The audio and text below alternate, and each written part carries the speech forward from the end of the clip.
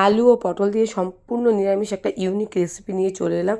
প্রথমে দেখো লম্বা লম্বা করে আলু পটল কেটে নিয়েছি, তারপর এটাকে আমি তেলে ফ্রাই করে নিলাম। আর ওই তেলের মধ্যে দিয়ে দিলাম ফোড়ন, গোটা জিরে, তারপরে একটা তেজপাতা, একটা গোটা শুকনো লঙ্কা আর কিছুটা গোটা গরম মশলা। তারপর ওর মধ্যে দিয়ে দিলাম কিছুটা আদা ও কাঁচা লঙ্কা পেস্ট। আদা কাঁচা লঙ্কা পেস্ট থেকে একটুখানি তেলটা ছেড়ে এলে ওর মধ্যে দিয়ে দিলাম জিরে গুঁড়ো, ধনে গুঁড়ো, হলুদ গুঁড়ো, স্বাদ মতো লবণ দিয়ে একটু কষিয়ে নিয়ে তারপর মধ্যে দিয়ে দিলাম অল্প একটু চারমগজ বাটা আর 3টে কাজু বাদাম একসাথে পেস্ট করে নিয়েছিলাম সঙ্গে একটা টমেটো। সেটা দিয়ে একটুখানি কষিয়ে তেলটা ছেড়ে এলে ওর মধ্যে আগে থেকে ভেজে রাখা পটল ও আলুগুলো দিয়ে দিলাম।